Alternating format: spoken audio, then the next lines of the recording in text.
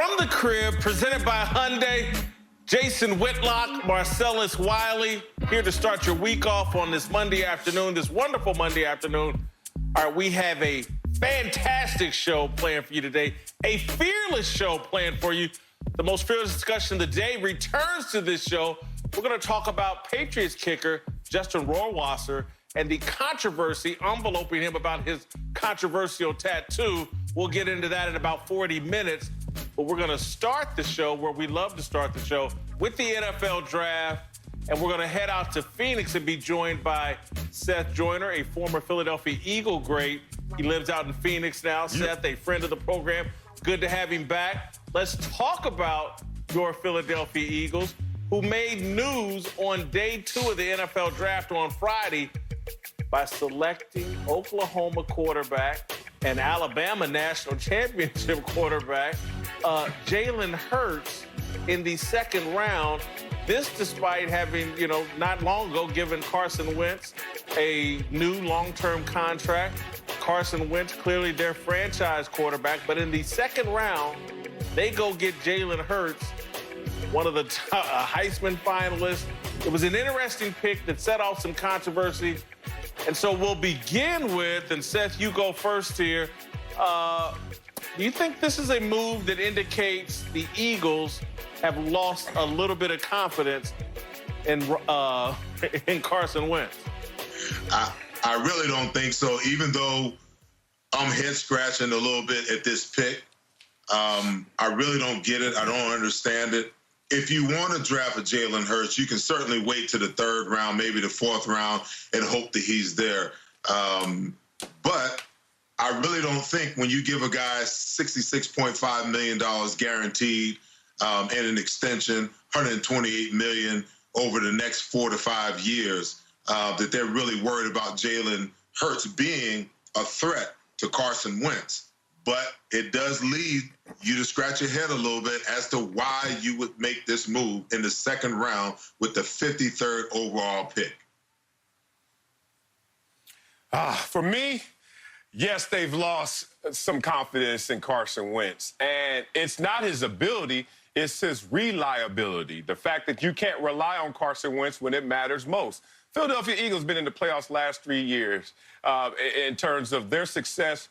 Where was Carson Wentz in those situations?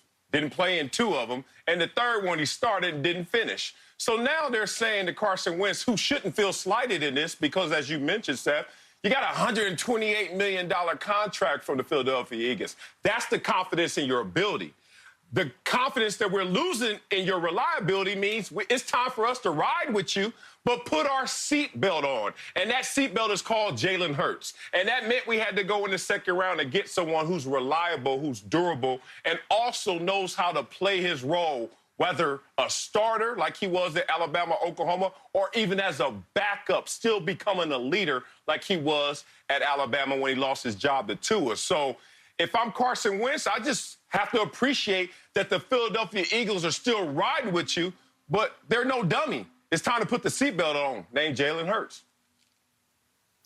Totally agree with Marcellus here. Listen, the formula for Philadelphia when they won the Super Bowl, they had a hell of a backup quarterback who came in and actually played and led them to that Super Bowl. They went all in on Carson Wentz, let Nick Foles walk down to Jacksonville, gave Carson Wentz a huge contract. And so to me, this, again, do they still believe in Carson Wentz? Absolutely. But have they lost a little of the confidence that he's the guy that can get you through 16 weeks and the postseason?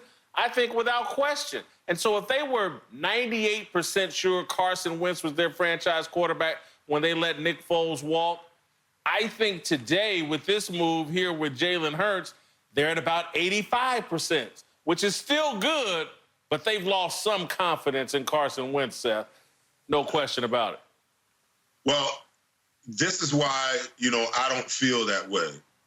If you're worried about a backup quarterback for your off-injured quarterback, starting quarterback, franchise quarterback, then you don't go in the draft to get that guy because that guy still has to be developed. He's got to learn the system. He's got to learn how life works in Philadelphia. All of these things he has to learn. If they aren't Took confident, Lamar Jackson 10 years. Hey, listen, Lamar Jackson and Patrick Mahomes, they are the anomalies of the NFL. You don't see a whole lot of young quarterbacks come in the game like those guys. And what Andy Reid did and what Jim Harbaugh did. Took Russell Wilson, 20 years to get it together? Russell Wilson didn't play until his third or fourth season. He didn't become a starter until his third or fourth season. Okay? So now. Russell Wilson? No, Seth. Russell Wilson didn't come in the league as a starter? Yes. Listen. Yeah, he did. Yes, he did. He beat out Matt Flynn, the guy that took a job in training camp. They paid him and he lost his job in training camp. We're still talking about anomalies. We're going to move on to the next topic. No.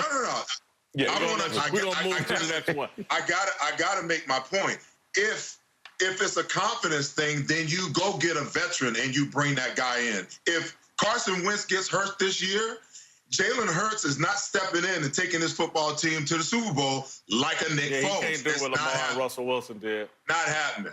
Not happening. All right, let me ask you this, Seth. Let me ask you this. Maybe you'll be on better ground here.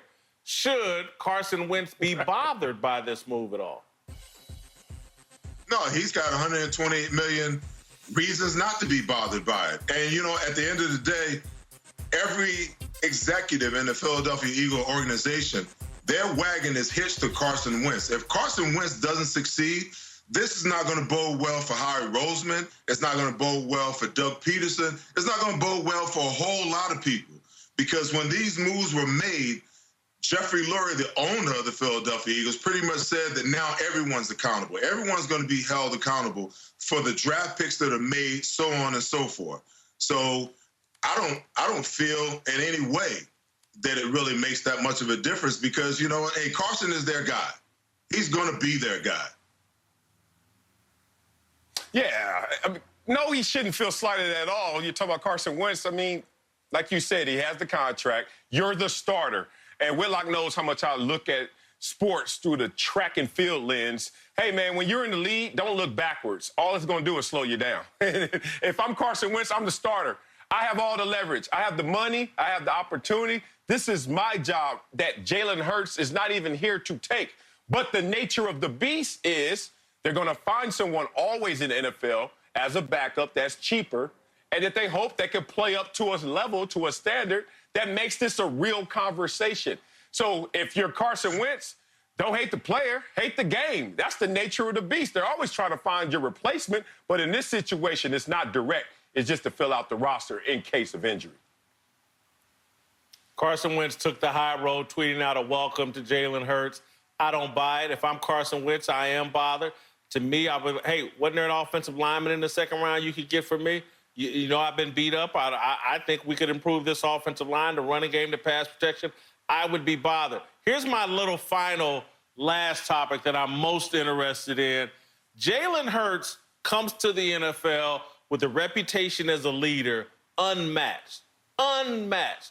This guy's character, leadership abilities cannot be questioned.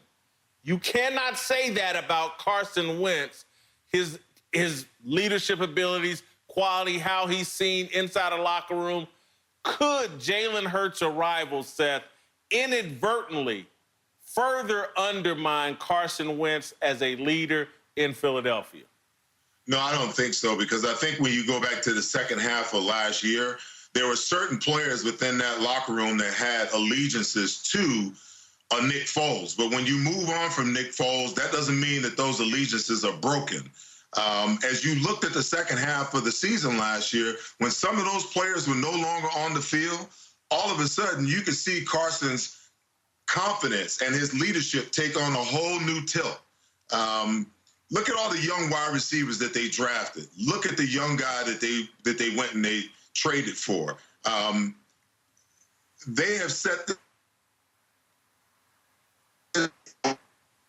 to be the unquestioned leader. And anyone who's in that locker room who doesn't buy into that, they need to be out.